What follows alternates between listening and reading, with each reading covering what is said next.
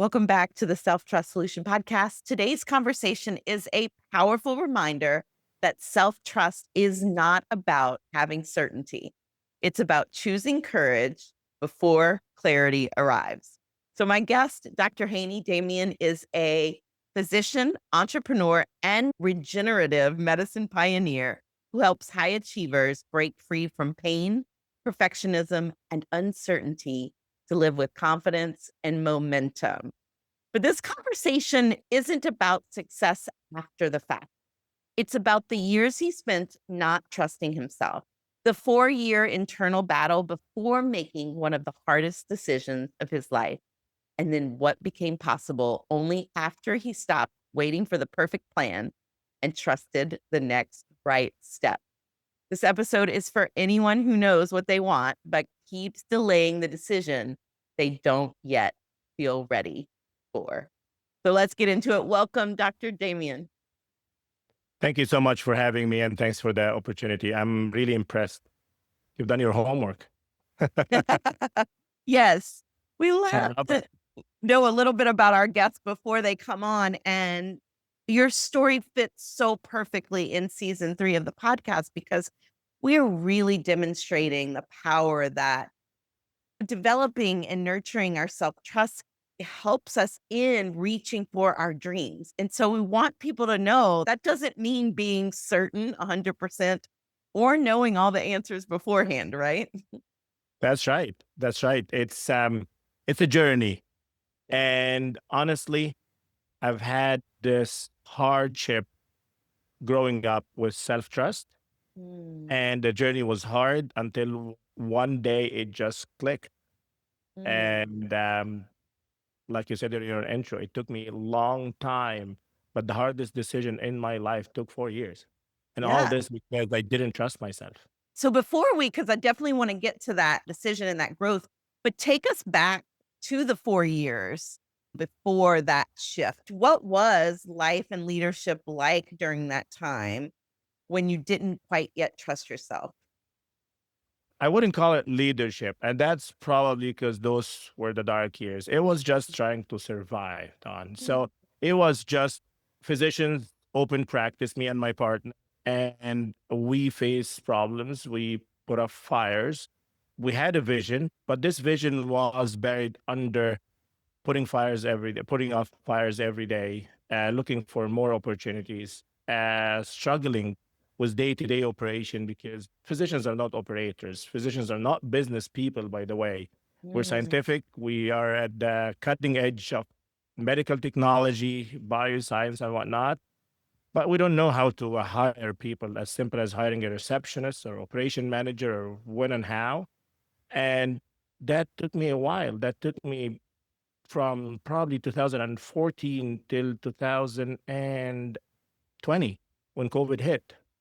yeah. And it was a struggle to the point that with my first mentor, he said, "What is your problem?" I said, "I am drowning.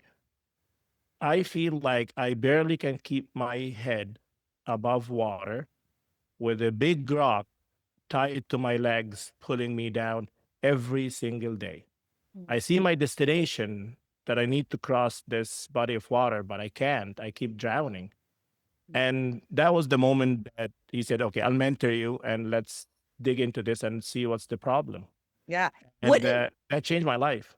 Yeah, what go did ahead. people outside see? So you feel like you're drowning, like this weight is tied to your leg, it's pulling you underwater, you're barely keeping your head above water. What does that look like to the outside world during that time? They thought that I'm so successful. I'm opening clinics every year, helping patients every day because we were so good on the medical side, and Mhm, that's what helped us grow.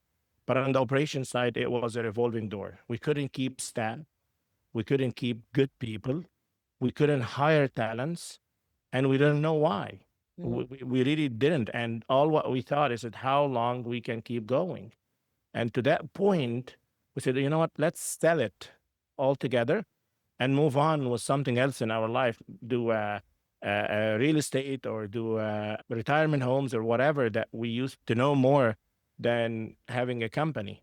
And that was a big mistake that really opened my eyes. But everybody saw that, oh my God, you built that machine. It's incredible. But deep Right. inside, we were leaking talents. We couldn't even keep billing staff. There are months that me and my partner had to sit down and do the billings ourselves, and we didn't know what to do with it. And I was on the phone 24/7 finding somebody else to do our billing, and it was terrible. But everybody from outside thought that, oh my God, those guys are rocking it. Yeah. It's so interesting, right? Because that does happen. And sometimes we think that's a reason to keep going instead of making the shift. Now, looking back now, what did not trusting yourself cost you during those years? Not just financially, but emotionally, energetically, or creatively? It weighed a lot on my mental health initially, Mm, right? And I got to the point that I suffered and struggled with imposter syndrome. mm, Like, I'm not that successful. I don't deserve this praise. I don't think that I'm that successful. If people would just know or look inside, it will be it will be terrible. And that was the main point that really hold me back. Then we came to the point that okay, let's sell it, get it over with, you know what I mean, cut the suffering and move on to something that we can manage. And then at that point when I met my mentor, he opened my eyes. He said, "You're trying to be everything for everyone. And you're mm, trying really hard to keep this going. You don't need to do this. You need to hire people, people that you trust, people that are smarter than you to really take this to the next level. You started this, and there's only people that can take it from 0 to 10. You hire people to take it from 10 to infinity." And mm. that one really opened my eyes. Went back to my partner. He didn't buy into this whatsoever. Yeah. At that point, I knew that we're not going to be on the same page, and I really have to buy him out. And it took me 4 years from then. It took me 4 years. I couldn't, every time I think I'm going to be on myself, by myself, and just trying to build it and move on, carry all this weight by myself really freaked me out. Mm. I Yeah. had sleepless nights, said, I can do it. I can do it. And on the other hand, if I sell it, I'm nobody because I attach my personality, my being to the company. I'm nobody without the company. And then at one point, my wife told me, "You've been trying to get into Harvard for a long time. It's COVID. Harvard switched most of their courses to be online." And I said, "Okay, let me sign up and see." So I signed up, and the information and the learning experience changed my life. I felt that I can trust myself. I've got the skills. Most of the stuff that I learned in Harvard, I knew it. I knew it from practicing from other businesses. It just opened my eyes to a different perspective, to a lot of blind spots that I have. I have all the ingredients for success. I just need to trust myself to mix it. You And just that's what needed to see them, right? It's yeah, so interesting. We talk about that all the time. They never weren't there. yeah. You had built them for so long, but when we're so focused on what we don't like, what's not working, what's terrible, then it's so hard to see all of this over here that actually shows you exactly what it's gonna take to get out of it.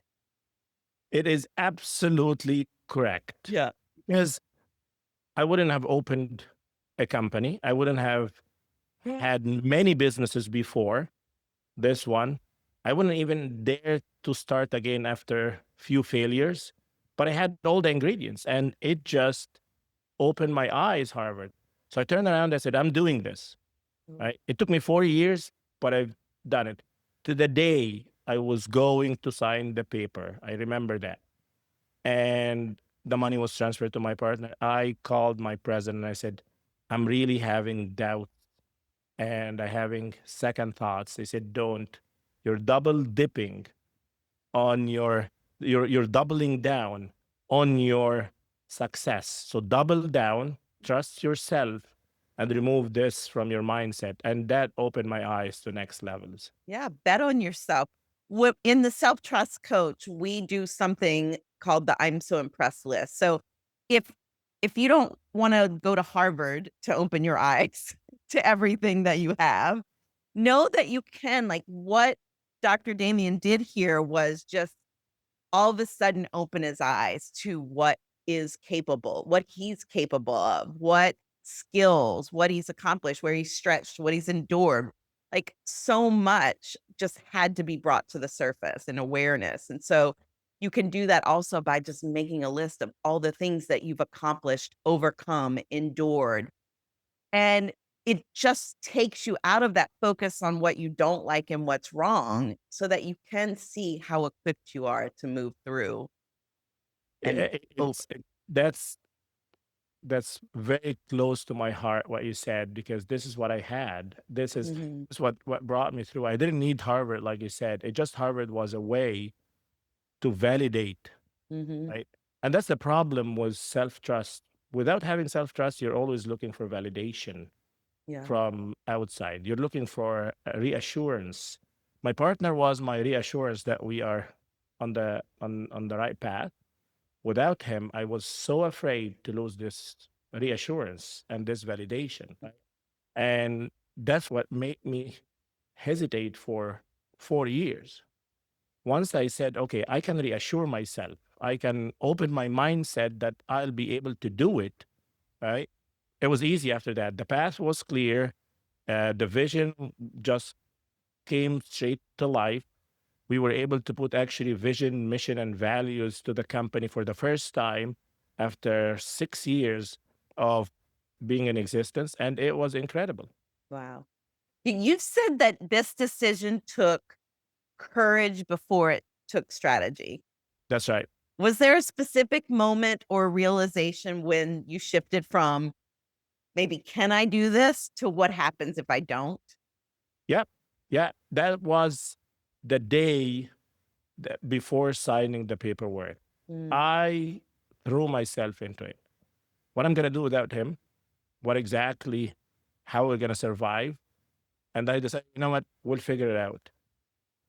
We will figure out, we'll build capabilities. mhm, We will be able, we, after commitment, and my mentor gave me that book. It's called The Four C's for Dan Sullivan. mhm. It's so powerful. It's called The Four C's, which is commitment comes first. Just commit, throw Yeah, yourself into it, and then have the courage, which is, what the hell did I do to myself?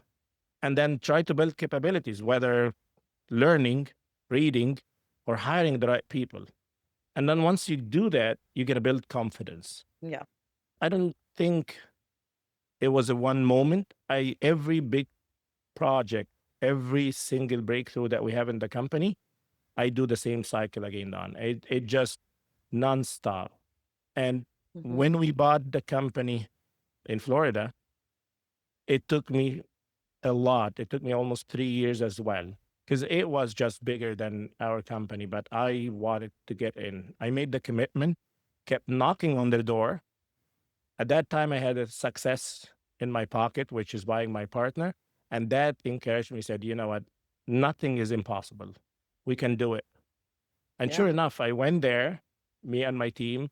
We sat in their boardroom and we discussed my plans, and we won the bid almost 20 million less than the other bid, just by having this mindset, the conviction that you build in that you can do it.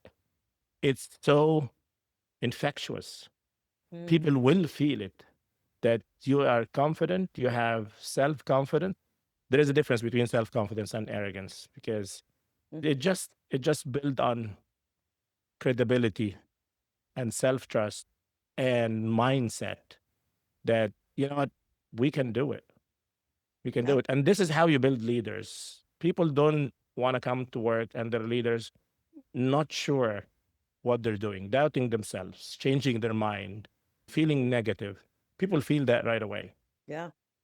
Yeah, so I wanna make sure that people understand here is the fear didn't really disappear for you, right? Never. You just learned to move forward with it. Yeah. Yeah, there's a sentence I tell my staff that I learned from Dan Sullivan. The difference between fear and courage. Fear is wetting your pants. Courage is wetting your pants and still keep going, Mm, knowing what to do. right. Right? Sometimes Fear would people never think, disappear. yeah, people think that like often that self-trust means there's no doubt. It doesn't mean that at all. It just means we learn how to have a relationship with that doubt and move forward anyway. Yeah, Just like we often think that we need confidence to move forward. Confidence comes after. You can have self-confidence, which to your point is absolutely not arrogant. It's believing that no matter what, I'm going to move through this and I'm going to be okay. But courage almost always comes before confidence. yeah. I agree with you completely because growth after the first success, you need to grow, you need to scale. Growth is really uncomfortable. Y- It comes with a lot of fear. You succeeded in one step, you took huge leap of faith. And are you gonna keep going or one movement is gonna tear all this apart? And that what paralyze people Yeah, mostly is the fear and not trusting themselves. yeah. But growth is uncomfortable, extremely, by the way, because we're growing now and it's uncomfortable. I still have sleepless nights. I still sit outside in the middle of the night thinking, is it okay? Am I going to get through this or I'm going to lose everything? So fear is always there, but it shouldn't hold you back. Yeah. It shouldn't limit your vision or your dreams. I have people that I mentor, and honestly, self trust is the only thing that's holding them back.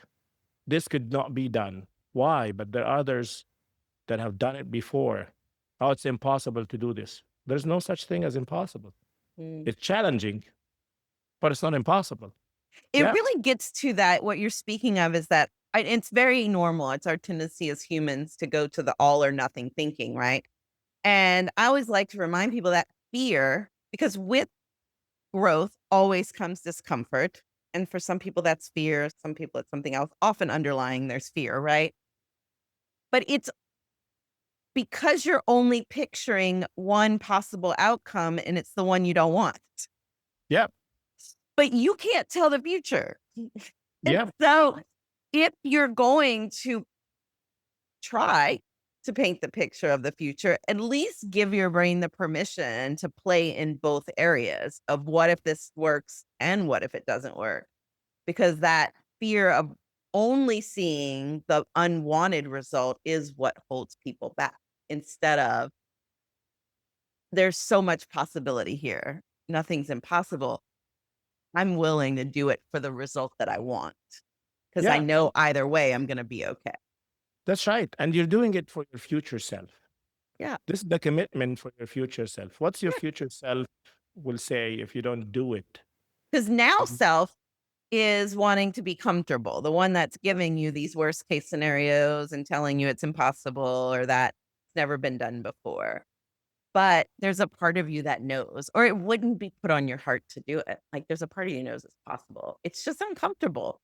But everything we want is on the other side of discomfort, right? Because everything we Absolutely. have is comfortable. Yeah. And if you still you continue playing in the comfortable, you will never grow. I promise you that. And And then I it have a just lot of becomes managers. uncomfortable.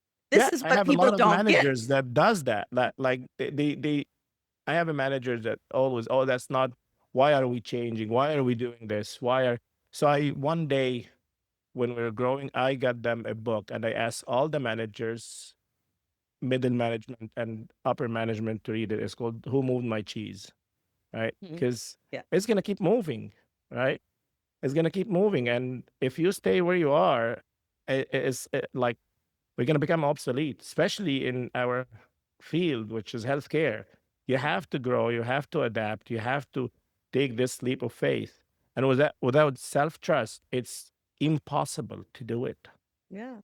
And you're just going to keep creating more discomfort because here's the thing that a lot of people don't get.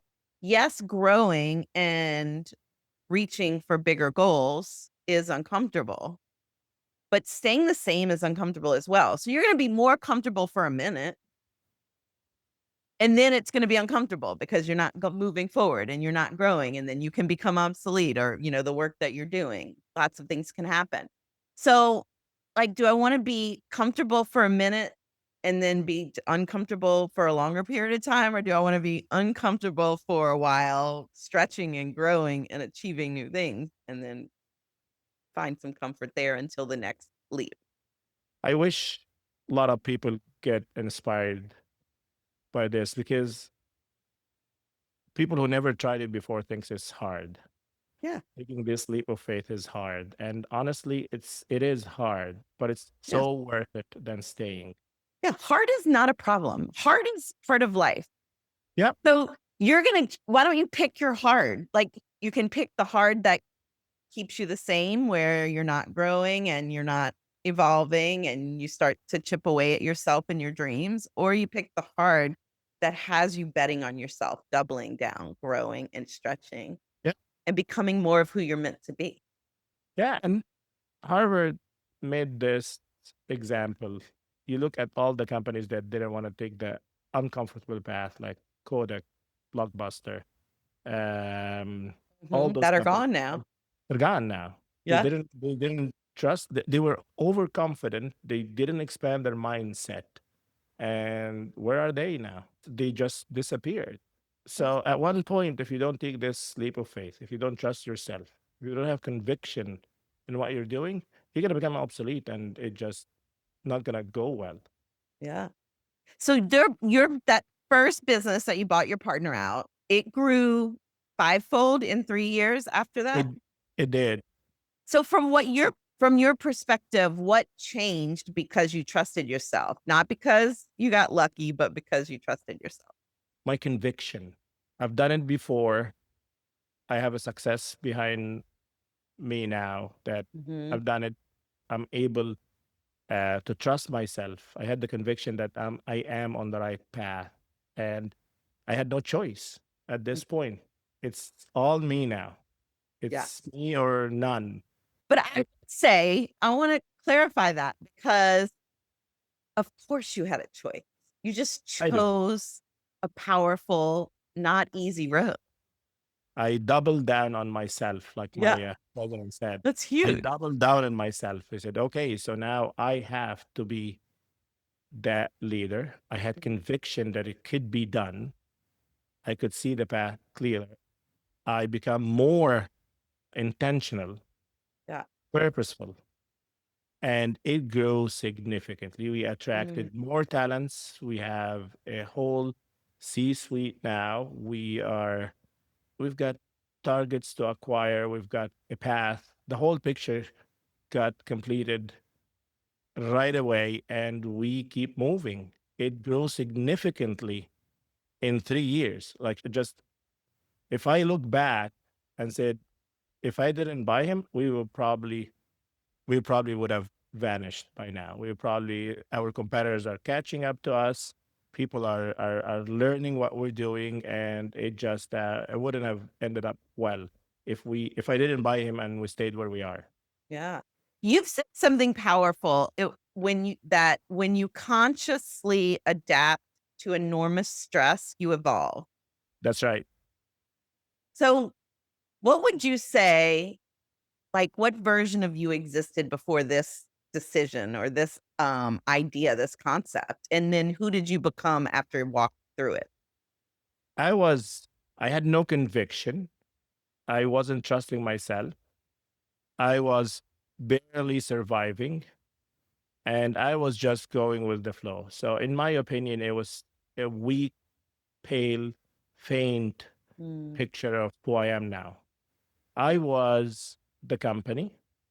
And if at one point I sold the company, I would, I had doubts who I am without the company. So that's probably why we pushed hard to sell it. But internally, I wasn't convinced mm, to sell it. I just like, "Oh, who am I if I sell the company? I am PCC. I am Pain Care Clinics. If you take this away from me, who am I?" mm. Right? And it was horrible, horrible. How would you answer that now? Oh, now it's a different story. Yeah. Now I build PCC. And if I sell it one day, I can build another Yeah. massive one. I became who I am in this journey. You can take it all away. I have no doubt in my mind I can build it back again, can Yeah. build something bigger and better. And the struggle will be less because I learned. I have this conviction now. I have all the skills, the talent, the knowledge, the experience, the wisdom that I will be able to build it, no doubt, in no time, So bigger powerful. and better. Yes, 100%. Because before, again, what I love about this is nothing has changed as far like in the facts of things, but that perspective of you are tying your identity to the business, giving the business the credit for you and who you are and your personality and your identity, instead of recognizing that the business is because of you and who you are and your identity, not the other way around. You give life to the business, it doesn't give life to you. Yes. Yes. A lot of people, because we buy a lot of smaller companies, right? Mhm. A lot of people get sentimental because of this done. They get sentimental. They don't want to sell it because what am I gonna do after it? It's good. You know, I'm okay. I don't want to grow it. I don't want to sell it. And we have this struggle with them. So you can see it. And I sit down and tell them, I was in your position. Yes, you I was can. in your position before. Mhm. And this is what I told Buyers Buying Group. I was in your position a few years back. And I know how it feels. You build this, it took you 20 years to build it, to build the name. You have a great brand, but I was there. If you keep doing what you're doing, you're not growing, you're sit still, and you don't join us, right? Eventually it's going to die. What Mm. you build will take the curve, grow, and then unfortunately die. You either take the leap of faith with me, or you just sell it to somebody, close it down, or do whatever you need to do, because staying where you are, staying where you stand now, it's not gonna do well for you. Mm. So I was weak. I had this, like, my wife will come up in the backyard when I was sitting, like, in the middle of the night. I said, "What's wrong?" I said, "I don't know what I'm gonna do without it. I honestly don't know." When I hired my first president, it's just so funny. When I hired my first president, I used to get like 100 emails a day, 150. After a week, I'm getting nothing. So, do they even need me in the company anymore? You start doubting yourself, right? They're like, am I important anymore? I'm still the CEO. Somebody send me any emails. Like, it's ridiculous. It was so funny. Now, when they send me email, I said, what do you want? You Right. can solve it, right? Mm. Yeah. I gave you the vision. Keep going. You just had to step into that identity. And that's Yeah. important because we do sometimes our actions are ahead of our identity. Like Yeah. we haven't quite yet let our identity arrive at our new level. And it just takes time. It's so normal. And that sounds like when you were like, wait, no emails, does that mean I'm less important? Instead of, Yeah. no, I'm so important. I don't I have, was so sad. Yeah, I was so sad. Like, nobody's emailing me anymore. oh my goodness. I love it. It is so good. And so it's such a good example for those out there. Another thing that I love that you say is there's no degree for living your dreams. So for someone waiting, someone out there listening to, they're waiting to feel qualified, certified, or validated before acting. What do you know now that you wish you understood then that might, or advice you would give to them? There is no degree for living your dreams. There is no playbook for success. So one day at Harvard, I asked the prof this question. I said, now we are studying Facebook journey, we're studying Amazon journey, we're studying Netflix journey, we're studying all those successful people. But before these people exist, did we have any playbook? Did we have systems? Did we know how to succeed? He said, no. No, each one is different. There is actually no playbook for success. We're teaching you how to think, then you design your playbook. You write your own playbook. Because I thought, like, how was it before all these major companies and mega companies? Like, how was it? Like, where did you get the knowledge? How did these people succeed? How By did they? How, doing. Yeah, how did they open like in university campus? How did he open in his Yeah. garage? How, I still remember Amazon when it started. I was buying books, then start selling watches, then cameras. Mm. Look at Amazon now. You know what I Yeah. mean? It's just incredible. Like, how did these people like get to that point? Right. There Just give must be yourself a playbook. permission to Yeah, try. Right. Like exactly. there really are no success playbooks. There are people who are willing to share what works for them, or Yeah, even some of what those people are sharing just they believe works or they know it worked for someone else. Every strategy can work, but it doesn't mean it's going to work for you. Your playbook is going to be designed by making decisions, following through on those decisions, evaluating the results that happen so that you can make the next best decision. Follow through. That's it. We have to experiment. We have to be willing. That's when that courage comes in and the trust that no matter what, you're going to be okay. yeah. And trying is better than not trying at all. Honestly, trying and failing is better than not trying at all. Yeah, we learn very little when we do something and it just works. Yep. But we learned so much, and I promise you all of the most successful businesses are because they had amazing realizations from failed experiments. Yep. I agree. And I a mentor in emergency department where I work. One day I just um was signing off and whatever, and I left the patient. And then I came back in the morning, and the doctor who signed off to me again, he signed off the patient, and I didn't go see the patient. Mm, And anyway, case went down, and we start saving the patient. He did well after that, and the specialist said, "Make your own mistakes. Make your own mistakes. Don't yeah, let anybody let anybody hand it over to you like this. Make your At least you make the mistake. You will learn from it." yeah. And since then, I said, I'm making my own mistakes. I'm gonna try, I'm gonna fail, and I'm gonna learn. And instead of reading in a book or watching a movie or somebody's telling me about their story, you'll never know what was the circumstances. Plus, who knows? I believe there is a certain percent of luck, but without self trust, you're not going to get lucky. Yeah. You're not going to see this luck.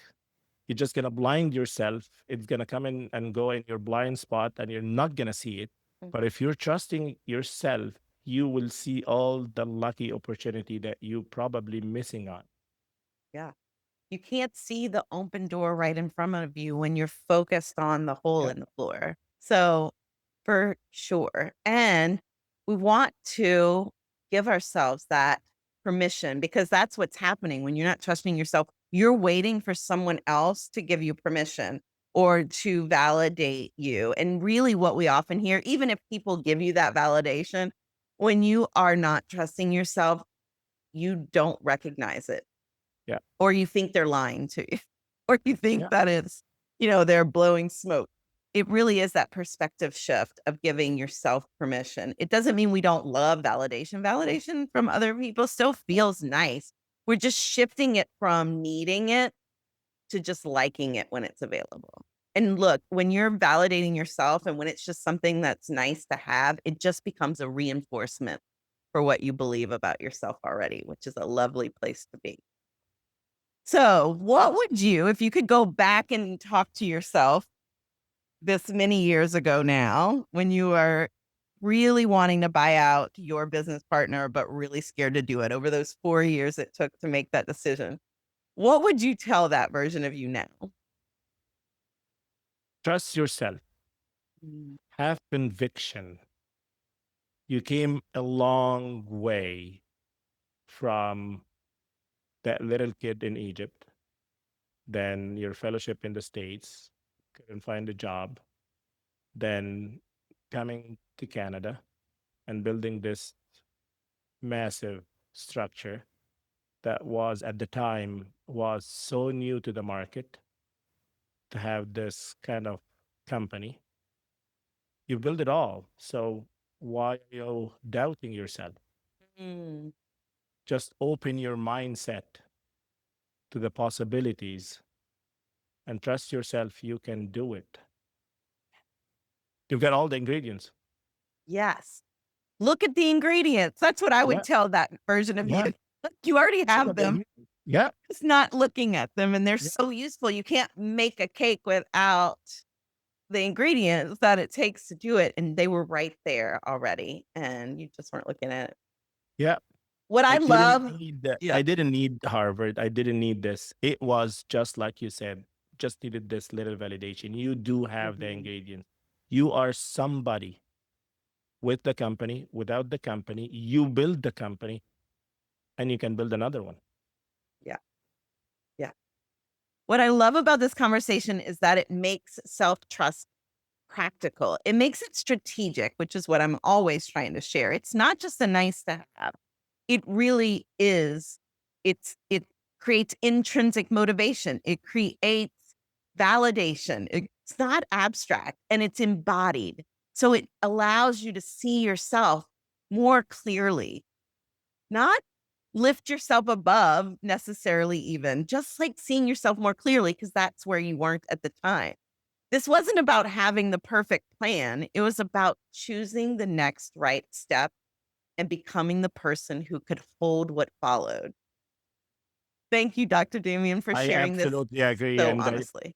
I'm really happy that you're sharing this. I really Yeah. hope somebody will be inspired by this story. Somebody who's doubting themselves will get inspired, will be able to push themselves to grow. Yeah. And I hope everyone just don't stand where you are. Take the leap of faith and trust yourself. Absolutely. And thank you for reminding us that we don't get permission by waiting. We get permission by deciding. Now, Yeah.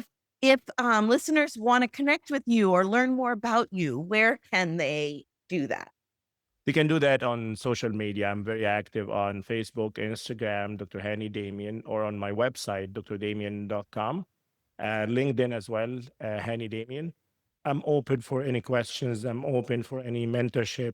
I'm open to share more of my story, help people learn how to think, not making decisions, just how to think like I learn. Mm. Any advice, hoping to make a difference. So please reach out. Awesome. We'll have all those links in the show notes as well. And if this conversation resonated with you, I invite you to pause for just a few minutes and maybe go take the self trust identity map. When we talked about identity lag, it's a great place to go see where you are in your becoming and what your next level is quietly asking of you. You'll find that link in the show notes as well. And hey, if you have a self trust story of your own, or you're in the middle of one, you can share it with us as well. Until next time, keep trusting yourself one honest step at a time. See you next time. Thank you, Dr. Damian. Thanks a lot. Thank you. I appreciate it.